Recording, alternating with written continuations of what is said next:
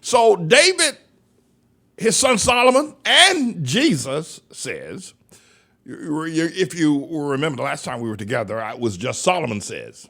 Now it's David, Solomon, and Jesus. These three, you like them? I think they're favorites of mine. And I'm going to be reading, if I get an opportunity today, in the elongation of the completion of what we're going to try to say here today. Very important teaching, so make sure that you're all wired up and ready to go. And if you can stop and take notes, then go ahead and do that as well. It's very important here. Let me tell you what I'm trying to accomplish here. Jesus has sent me out to evangelize, to recruit people who know that their lives can be at least 30 to 40, and some people 50% greater than what they're doing right now. That your potential, that you're not living at your potential, that you're not producing at your potential, that you can be 30% better, 40% better, 50% better. And Jesus believes that. I believe Jesus. Let's qualify that. So I'm teaching you, the things I'm teaching you will stretch your brain cell use, will increase your brain cell use, thusly increase your potential, your growth, but you got to pay careful attention to me. And the other thing is that I'm going to take you away from your comfort zone. I'm going to take you away from your comfort zone to get you to 30 to 40 to 50% of greater professionalism, greater productivity, greater increase in brain cell use, greater contributor to humanity. I'm going to take you away from your comfort zone. It isn't going to be very comfortable because you're going to have to leave functioning at the percentile that you're presently functioning at, and you've probably been there for years, and you're comfortable there, though you know you should be greater. So there'll be somewhat of a fear and a hesitancy about moving out your comfort zone. But I'm going to, if you will listen, I'm going to take you. But don't be afraid of the journey. Don't be afraid, because really this is what you want. And you're going to be so thankful to God. It's tantamount to saying being born again. I may have to take you out of your culture. You might have to stop identifying with a particular type of a cultural identity. Potentially, you may have to be taken out of your family. That's a big one. That's a big one. And it doesn't mean that you hate your family or that you hate your siblings or that you hate your parents or your cousins. It doesn't mean that you hate them, but you're going to go higher. You're going to go higher, and they're not there. And you have to understand everybody's comfortable with the same level of failure. You're going to move out of that. But don't be afraid. I'm not going to do this based on my understanding. I'm going to do it based on what David has said, what Solomon has said, and what Jesus has said, and to some degree what Moses has said as well, and we'll get to that also. All right? So, and I'm definitely going to have to take you out to denominational, those buildings that you go in called churches. That's another thing. In Matthew's Gospel, chapter 24, starting at verse 1, Jesus immediately condemned the temple that was built by Herod, that was a replica of the one that was built by Solomon years earlier, and then by Ezra and Nehemiah when they returned from Babylon. Jesus condemned it, said they're going to tear it down. Said they're going to tear the whole thing, that there will not be one stone left upon another. And so what I want to share with you, getting you out of your comfort zone, you're going to have to get out of the denominational jargon, out of that, whatever it is, Catholic that you're in, or Southern Baptist, or, Methodist, or whatever it is. You're going to have to get out of it, because that has been the cage you have been in, and that's where all your failures lie. You need to get out of it. You're going to have to leave that. And that too could be very painful. It could be as painful as leaving the family. And if you leave that, your family is still there, it can be very painful. It's up to you. The choice is yours. Let me share something with you. Remember John's gospel, the writer of John, the Maverick gospel, John chapter 3, verse 16. And if you've been around a while, you know that's the great evangelism verse that during the time that street evangelism was a major thing, which it isn't anymore, that's the verse that everybody used. For God so loved the world that he gave his only begotten son, that whosoever believe in him shall not perish, but have everlasting life. For God so loved the world that he gave his son. Right? Now I want to taking you out of your comfort zone. I want to be able to use that verse that has been well accepted and spoke by Jesus. Jesus spoke it himself. I want to introduce something to you. Now listen, make a note of this. Take out your paper and pen and make a note of this. Make a note of this. And what I want to say to you now is that for God so loved humanity that he gave humanity Moses, and through Moses he gave humanity the law. For God so loved humanity, you can drop that, Mr. Engineer. For God so loved humanity that he gave Moses, and through Moses he gave the law. Now that is it is not a sister verse to John 3:16. It is not a statement by Jesus. This is a statement by the Holy Ghost through James David Manning. For God so loved humanity. That's different from the world. That he gave humanity Moses, who gave them the law. All right? Make note of that. Here, the expression is this. Is that the reason why the law was given is because God loves humanity. And he gave the humanity to the firstborn of that particular item. He gave it to the Jews. Now, follow me carefully on this because this is going to be a benefit to you. God gave the law to the firstborn. You know, I've always told you, firstborn belongs to God. The first fruit belongs to God. Many of you rejected that, but just hold on. God so loved humanity, and I'm a little bit concerned about the word humanity. I'm looking for a better term, but right now I can't think of anything better to say, humanity. But God gave the law to the oldest son, Shem. Noah had 3 sons, Shem, Ham, Japheth. God gave the law to Shem. Through that, I mean, ultimately it came through Moses, who backtracked through Levi, backtracked through Abraham, backtracked through Joseph, backtracked through slavery in Egypt. But basically, God didn't give the law to Ham or to Japheth. It's the firstborn, which is another law, a principle of God. The first belongs to God. Everything that you get the first one belongs to God. We'll come back to talk about that at another segment. But God didn't give the law, so that's why I'm a little hesitant about the term humanity, but we're going to let it stand for just a moment. He gave it to Shem, or he gave it to Moses, who gave it to the sons of Shem.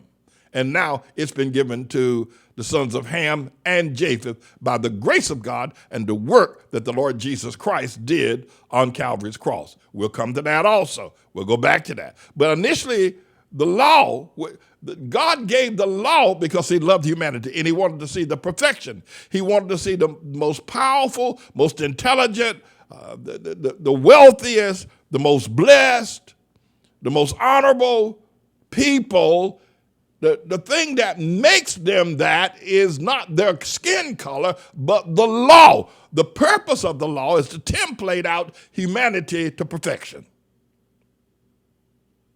And he gave it to Shem, the Jews. Now by the blood of the Lord Jesus Christ, it's now being made available to Ham. That's the dark-skinned people, if you will. Some you can call black people if you must. And to Japheth, that's the Caucasian or the white Caucasian or white people, if you will. But think along these lines. God wanted to help humanity after Adam fell. God wanted to be able to help humanity because the power to speak to the eagle, the dominion and power that Adam had was lost. And sin was running rampant because people began to perform at their baser and lower, if you will, emotions. And the sin became so great, God just killed everybody except Noah. And then after that, he started a structure, 400 years of slavery, and he gave the law. The law is the template. If I could make a garment that contained all of the law itself, and the garment would cover you from head to toe, it would make you a superhuman. You would have on a spacesuit. You would have on a heaven suit. If I could make a suit, a garment, of all the 613 or 641, ever how many laws there are, I'm not sure, but there's a number, a definite number rather. And I could take either one of those laws and sew them together and make a garment that would cover you from head to toe. You would be in a heaven suit. You'd be in a Superman suit, a beyond Superman suit. In this law process, now you're paying attention. You want to grow. You're going to leave your comfort zone. You're not going to be afraid to step out there and be something other than just Catholic or Church of God in Christ or Church of England or Quaker or Mormon or Baptist or Pentecostal. You're not going to be afraid. You're going to listen to the word of God. Everything that's the word, you want to use it. Anything that ain't the word, throw it out. Now, in the process of the law, talking about a garment, if you could put on a garment that would cover you, you'd be completely covered from head to toe by the law. You would be a superhuman individual. Now, when God told the priest, God told Moses to tell the priest that he had to make a breastplate with all the 12 tribes on it, had to put in a pouch for the Urim and a pouch for the Thummim, right? And then he had to make the garment that the priest wore when they came into the presence of God out of so many, if you will, stitches of purple, of wool, to be blended, to be able to be made with the broad phylacteries. Then Moses had to put on, Aaron the priest had to put on a mitre, had to be covered from head to toe. Then the blood of a lamb had to be placed on Aaron's toe and the toe of the priest. So when the priest went into the presence of God, he was covered by the law. It's in the Bible. It's in the Bible. It's all over the Bible, quite frankly. But what I want to say to you is that God gave the law. This is revolutionary revelation, because the devil has got a massive campaign out there in the churches trying to destroy the law.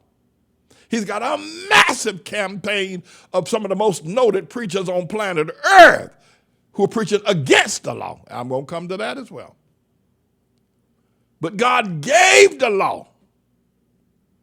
And if you cover yourself in the law, you're going to grow. You're going to become powerful. You're going to become a superhuman individual. So that's number one, right?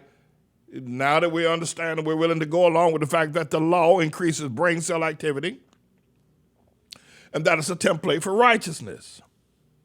Now, this past Sabbath, we were teaching at the Pulpit of Power about the Jews taking their sons and now daughters through what is known as a bar mitzvah. And actually what it is that every Jew, now boy and girl, that understands the power of the law must learn it. They must learn all the number of what the 613, 641, whatever the number is. They must learn it, be proficient, and understand how, and not only should they know the laws individually, but they should know over the years how those laws have been applied. Now, in a few moments, at some point in the segment of this teaching, I don't know if it'll happen in this hour, we're going to get to the point where Jesus not only defends the law, but he gives a great example of the power of the law in Matthew 5, 6, and 7. We'll come to that. But every Jewish child had to learn the law. Every Jewish child had to learn what is known as the Pentateuch. That's the first 5 books of Moses, from Genesis to Deuteronomy. Every Jewish child today has to know all 5 of those books, all of the verses, all of the power in. They have to know them, and then they are tested. That 13-year-old boy is tested by a council of Jews called the Bar Mitzvah. And when he passes that test of knowing the entire Pentateuch, the 5 books of the Bible, knowing all the laws and the applications and how they were used or not used in various applications of the law, how it was applied during the course of Jewish history, it's a big deal. So I said to our members on Saturday, you may have heard me say it, is that, if a 13-year-old boy, a 13-year-old girl now knows all the laws of Moses and the Pentateuch and how those laws were applied, when they get ready to graduate college and go to law school, it's a piece of cake. Passing the bar of the New York State or the California State Bar, the Texas or the Florida State Bar is a piece of cake when you can pass the Jewish bar. You follow? And they do that at 13. They're ready to go. Their minds are expanded. Their brain cell activity is so far ahead of every other human species that you just can't catch up. You can't catch up with them no more. They're so far gone by the time you're 13. And, we do a large segment of that here at the ATLAH Missionary Church. We're going to look at how much more we can implement. We're still doing a great job because in our children right now, the whole school is listening to me. Right now. And they're listening to me teaching. You got 7, 8, and 9-year-old boys who listen to me who understand clearly what I'm talking about. Their minds are not foggy. This is not foreign to them. They listen to Pastor Manning every day. A part of their curriculum is to learn, and I'm teaching the Old Testament, and I'm teaching it every day. And not that I'm teaching something that's foreign. They're listening to me every day. It is just automatic. You put a graduate of Great Tomorrow's Elementary School or graduate of ATLAH High School up against any student from any school anywhere, and you're going to find our students are going to open their mouth and speak like geniuses because of the structure. What we do here is so close to God's love that he gave to the Jews and the laws he gave to Moses. And we've been doing it for years. And we're good at it. And not so much that we want to try to, but what happens is that we just follow the principle. I got 9-year-old boys right now listening to me, 10-year-old boy and girl who listen to me right now, and they're as sharp as a razor in terms of understanding. They know exactly what I'm talking about. This is not going over their heads because they've been getting a dose of this for years since they came out their mama's womb. They've been getting a dose of it every day. Every time they come, they get a dose. And by the way, when our young people come to church, they don't go to sleep. They sit and watch and listen. By the way, we want to give a shout out to Victory LaFleur. She gave a $5 offering and she stopped giving for a while. How old is Victory? Anybody know? What's she, 5, 10, 12 years old? What's Victory? And her brother was just 12, so she's younger than her brother, right? Older than her brother, right? Huh? She's younger? Oh, she's younger. She's younger than her brother was 12. Victory, give a shout out to her. What's she, about 10 years old, 9, 10 years old? I think she's 10. I give a shout out. Anyway, but you're going to have to leave your comfort zone. The choice is yours. You can stay Catholic. You can stay Church of England. You can stay Quaker or Mormon and just continue but you're not going to grow. For God so loved humanity that he gave them the law. That's the thing. After Adam failed, the law. When you if you make a garment of the law and you put it on, you're going to be a superhuman individual. You will never beg bread and you will never be defeated. I want to, I said this is a teaching of David. David, Solomon, and Jesus says several things. And so a couple of things I want to say. One is that you need to understand that you, according to David in Psalms 37, you are either righteous or wicked. Either one or the two. If you look at Psalms 37, David says you're either righteous or wicked. There is no in between. You may be a wicked Catholic, or you may be a righteous person, or you may be a wicked Mormon, or maybe a righteous. But you're either righteous or wicked. You're not in between. There is no in between. You're either one or the other. So if you're not righteous, which is what David talks about, and what the law is a garment of, you're wicked. And you may be in church, or you may be a good Mormon. I don't know. You may very well may be. But either you're righteous or wicked. Now, I want to help you to understand that the process of what we're teaching you here is because Jesus believes there are people out there who actually know that they can grow another and become 30% greater in their professional strength, their understanding, their vocabulary, their skills at whatever it is that their professional talent that God has given to them, that it can be increased by 30 to 40 to even, and some people, 50% growth pattern, making you a much greater and a much stronger person. That can be yours. And I'm here delivering the word. I don't know who's going to listen. But I have to tell you, you can't do it and stay you can't become 30% more effective professionally, 30% of greater brain use, 30% more intelligent, and still run with the same crowd you're running with right now. It ain't gonna work. First of all, they're gonna excoriate you, the crowd that's with you, because they don't want you leaving them. They don't want you advancing beyond them. Everybody's happy with their own little level of stupidity, or whatever it is that they're. Stupidity might not be the most appropriate term, but they're all happy there. They're all happy with Black Lives Matter. They're all happy with being calling themselves African or people of color. They're all happy with that. They don't want to leave that. They don't want to hear you talking about you're going to leave that and become righteous. They don't want to do that. And if you try to leave them, they will excoriate you. But the choice is yours. Do you want to continue, getting shot at by the police? Want to, continue to be a camouflage for looters and, robbers and, So what I'm here to do is to bring you this information about the law. Love the law of God. Love the law. Love the law. And I'm going to try to get as much taught today as I possibly can about the law, so that you can understand and learn to love the law.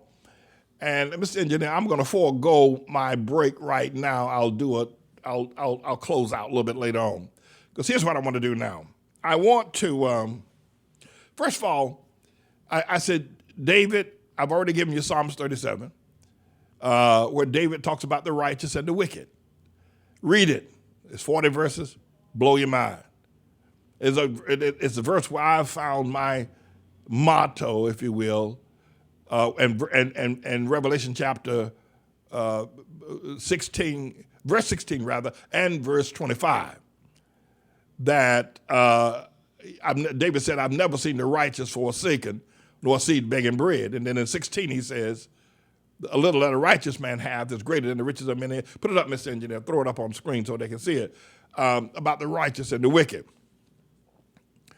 David says, a little that a righteous man hath is better than the riches of many wicked. Now, don't get beside yourself on this one, all right? Don't go crazy and get all, just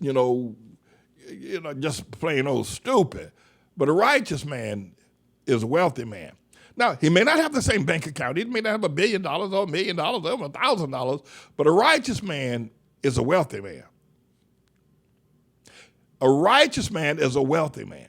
Now, Mr. Engineer, bring us up to a few verses, for 9 verses hence to Revelation, Psalms 37:25. Bring us up. I said to you, a righteous man is a wealthy man. I said to you, a righteous man is a wealthy man. David said, and he wants to emphasize, he said, I have been young and now I am old. Yet I have not seen the righteous forsaken, nor a seed begging bread. You will never see a righteous man begging. No. And you will never see a righteous man defeated. That's right. That's right. Now, I did not say that a righteous man would not be engaged in battle. He's going to have more battles and fights than he were he not righteous, but he'll never be defeated. He will never be defeated, and he'll never beg bread. So listen to me carefully. I don't know what your job is, what your annual income is. I have no idea where you live or what you do. But let me say something to you. When you become a righteous man, inherent and incumbent upon God is immediately you become a wealthy man. That's right. And you can sow wealth. And not just that, you will never be forsaken. You know David wouldn't lie about this. You know David wouldn't lie about this. David says, I've lived a goodly number of years, and in all my days I have never seen God forsake a righteous man. That's David. You know David ain't lying. You know he ain't lying. Now, you can challenge me, but I don't lie to you either now. Don't be get beside yourself. But you know David ain't lying. David said, I've lived a long life, and I ain't never seen a righteous man. Now, I ain't never seen a righteous man forsaken. I've never seen a righteous man begging bread. Never. Never. Never. Now, you can be Methodist, and not only will you get the living snot beat out you, but you're begging and poor and sick and all over, and Catholic too, or Baptist or whatever. But David said, I've never seen the righteous forsaken. So you're either righteous or you're wicked. That's what David says. All right, let's move on. Now, let's move to, I said David, and then, of course, his son Solomon said, you need a counselor. Solomon says, you need a counselor. Now, I'm going to tell you, and I want you to listen to me, that during the course of your life, you have made decisions independent. You've leaned to your own understanding. And my friends, it has literally wrecked your life. It's only by the grace of God that you're not dead, because you use your own understanding. You didn't have a counselor. And if one was available, like me, you rejected him. It is only by the grace of God that you are yet alive. The things that you've done. You need a counselor. You need a counselor. And you've leaned and you've gone year after year after year, and that needs to come to an end. You need to stop leaning to your own understanding, and you need to lean on the law. You know, there's a song, Leaning on the Everlasting Arm, lean on Jesus. Yeah, that's good. But you need to stop leaning to your own understanding, and you need to lean on the law of God. That's right. You need to lean on it. Now, I've taught this verse, these two verses here, 14 years running, and I did so at a time that probably the most difficult time of our ministry. The attacks were unprecedented. But I taught this, trust in the Lord with all thine heart, lean not to thine own understanding. You need a counselor. Because what you know, and if you do according to what you do, it's going to mess up. Mr. Engineer, back me all the way up to verse number 1 of Proverbs. I want to read verse number 1 as well. 1, 2, 3. I want to go all the way down to verse 10, because you need a counselor. Now, remember, we got started out by saying we started out. For God so loved humanity that he gave you the law. He gave you Moses, and Moses gave you the law. For God so loved humanity that he gave humanity Moses, and Moses gave us the law. Remind me of some time. I'll assign this to virtuous reader. Virtuous reader, are you listening? remind me to teach, not tomorrow, but not next week, because I got a lot of things to do, but remind me in the time to come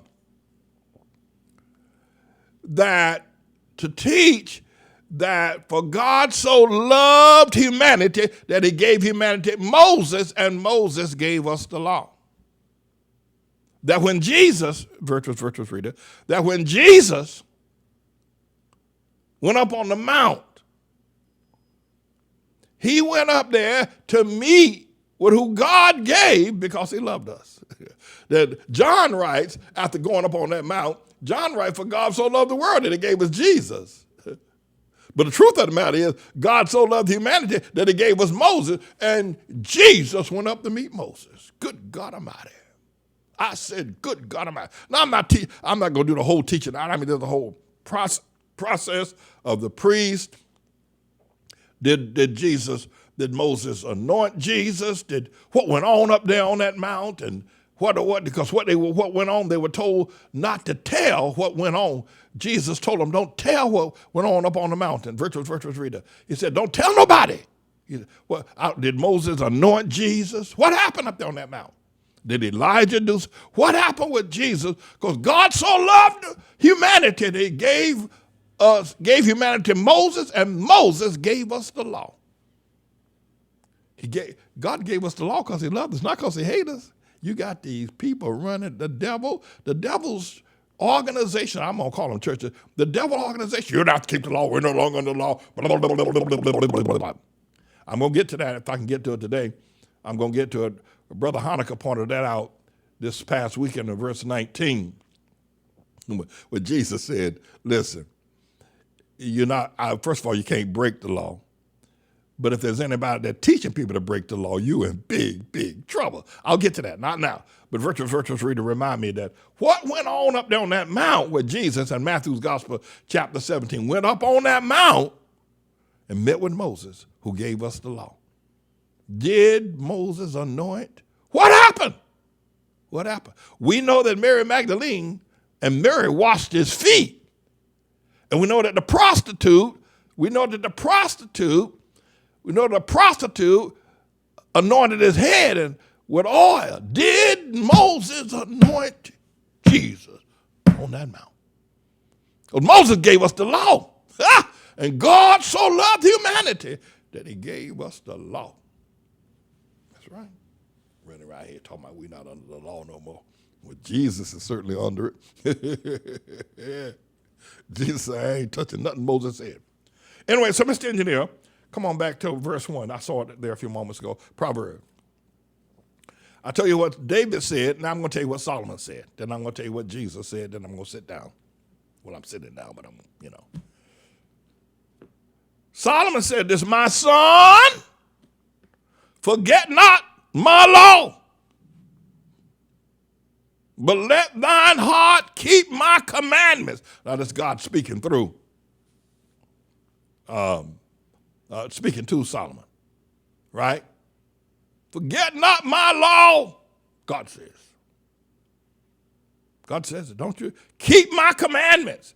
Let me ask you something. Next time you hear a preacher stand up and say, well, we're no longer law, we're under grace. They say, well, then what about this verse here?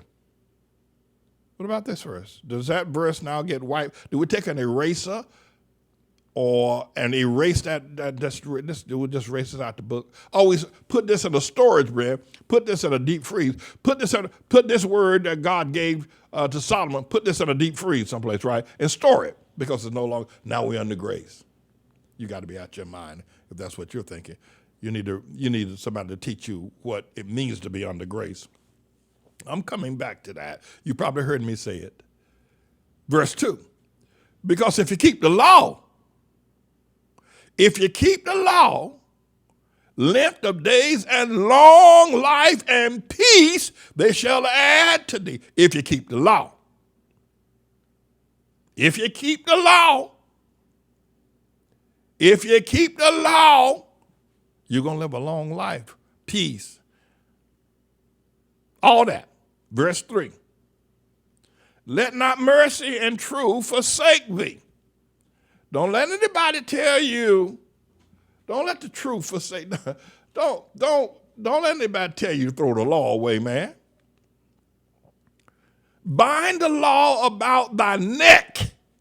Remember I told you to make a garment out of the law? Write them upon the tables of thine heart. You know, with the breastplate of righteousness, the Urim and the Thummim that Moses told Aaron, the priest, to be able to do. Making a garment out of the law. Write them about thy neck. And verse 4, so shall thou find favor and good understanding. Understanding. We're going to get to the wisdom thing now, where your brain cells, you begin to become to some degree a philosopher. You know, you become a poet. You know, you become an artist, because the law will expand your capacity to express. So shalt thou find favor. People will look at you and they will be amazed. And most people will be willing to give to you. Not only find favor, but good understanding in the sight of God and men. Both God and man will love you, right? And then they said, and here's the verse that got us through some of the most tumultuous years. You know, the Lord needed somebody when Obama was running to be president, and this evil has swept upon the world like a 3-foot tidal wave, swept across America. And God, you know, Isaiah was in the temple one day, and God was in there and said, I need somebody to go preach for me. Isaiah said, well, you know, I'd go, but I'm just as bad as the people you send me to. God said, well, I need somebody. I need somebody. He told Isaiah in Isaiah chapter 6, he's in the temple that day with the seraphims. He said, I need somebody to go preach for me. Isaiah said, I'd go, but I'm just as bad as the people you want to send me to.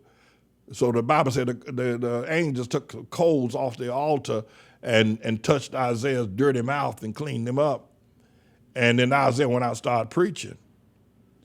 But when Obama came on the scene, God said he needs somebody to preach. But I said, well, I've been preaching all along. Well, I need to actually step out there and take on the president and the world congregation.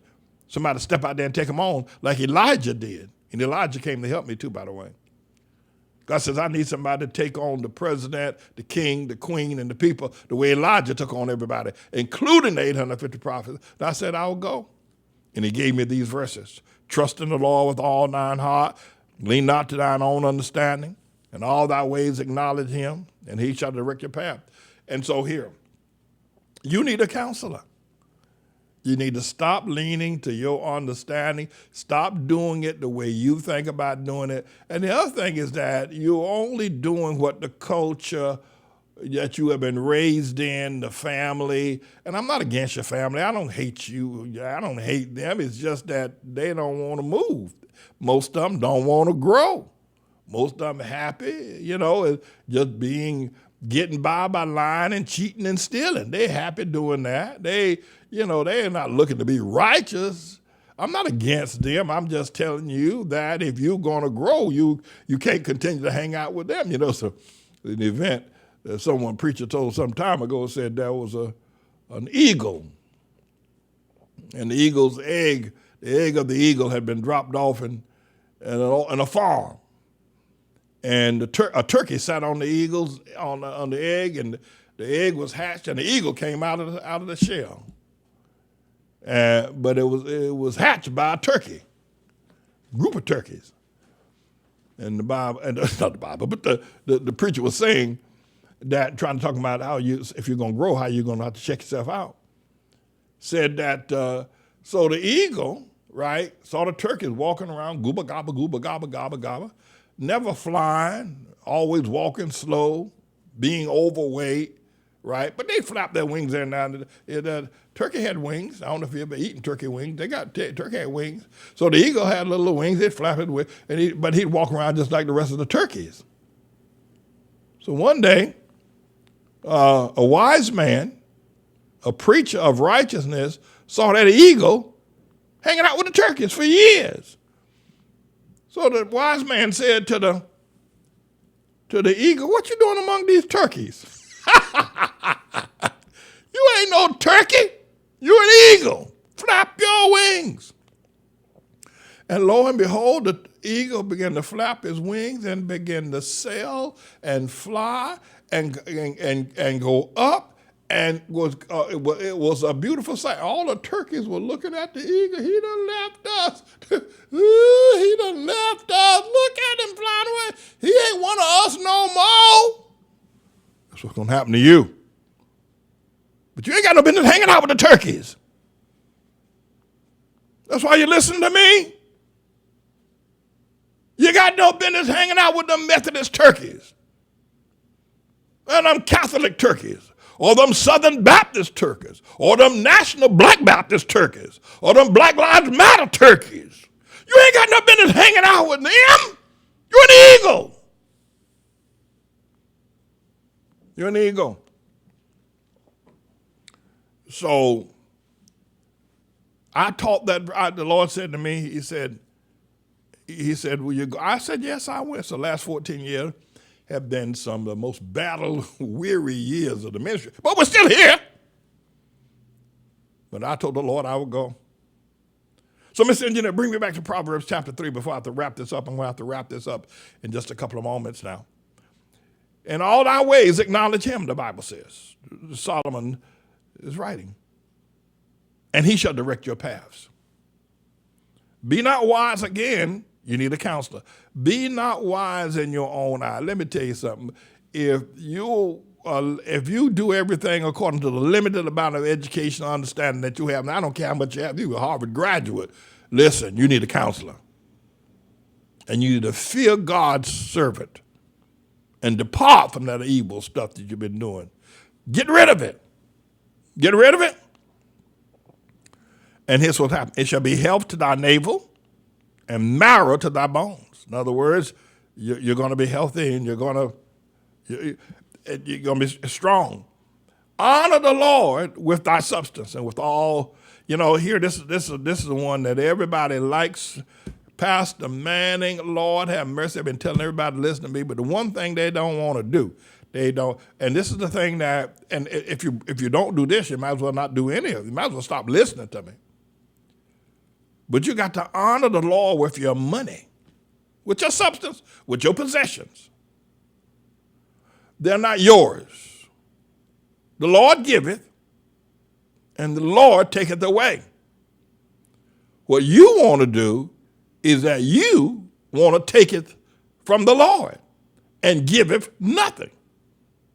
You want to take it from the Lord and giveth nothing. The Lord giveth. The substance is not yours. You have to honor the Lord. There are three principal ways. One is the first fruit. That is to say, the firstborn child belongs to God. The firstborn cow belongs to God. The firstborn lamb belongs to God. The first fruit, the first paycheck of the year belongs to God. The first fruit belongs to God. Then after that, 10% of the fruit. You keep the other 90. But the firstborn son belongs to God. The firstborn cow, the firstborn lamb, the first fruit, the first harvest from the grapes or the olives belongs to God. Then the next harvest, you keep 90%, and the 10%, the tithe is 10%. That's what it is, the tithe. It's the T-I-T-H-E, not the tithe. It's the tithe. It's 10%. That belongs to God. Don't keep it, don't touch it, don't rob it, don't steal it. It belongs to God. And you need to honor God. Be honorable. Be honorable. If I discover that someone is trying to give me something and they've not first given to the Lord, here's my concern. I remember once a group of ushers in the church, I was a young pastor at the time, wanted to give me a gift. Wanted to give me a car. And then ultimately somebody did give me a car. I gave it back. Let me tell you why. Because if a person has robbed God, if a person's not a tither, but they want to give me a necktie, and they use the tithe money to give me the necktie, I don't want it because the next time I might choke me. They robbed God to give me a car. No, sorry, Bob. I don't want that. I get killed in that car. You mean you took that money that belonged to God and you gave it to me, or you gave it to your children, or you gave it to somebody else? You don't take God's money and give it to, you say, well, what about if I just decide to, I know a 10% if I make $1,000, I know $100 belong to the Lord, but rather than giving it to the church, I'm going to give it to, I'll just give it to my stepson or my grandson. No, your grandson ain't God. Give what belongs to God, and then give what belongs to your grandson from what you have left over. You have to be honorable. So the Bible says, Mr. Engineer, it says, honor the Lord with the first fruit of thy substance. All right? And then of all of thine increase goes the tithe. But he says, if you do this, he said, verse 10, he says, so shall thy barns be filled with plenty, and thy presses shall burst out with new wine. All right, I'm going to have to leave it there for the time being. Let's go to the Lord in prayer. Heavenly Father, is it possible that I could grow?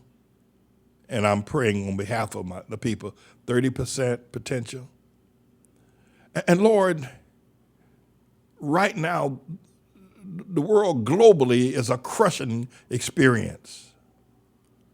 We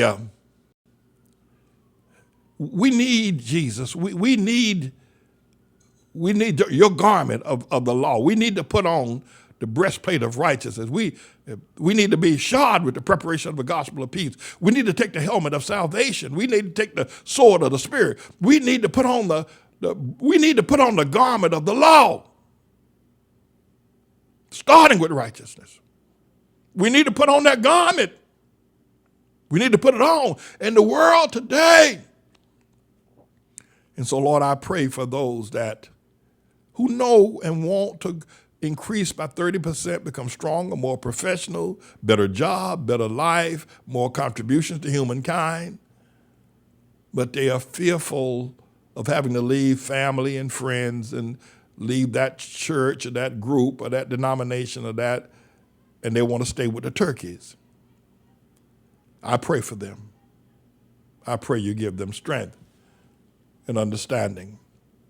And I also pray that they would take all of this word that I've spoken and then put it up, prism it against the Bible. If it's God's word, then it can't be defeated, and it will not fail. And in your name, Jesus, I pray and give thanks. Hallelujah and amen. All right, I'll be back. I'm not through with this. I'll be back. I got more teaching I'm going to do on what David said, what Solomon said, what Jesus said. But right now, the engineer is going to take us to a break.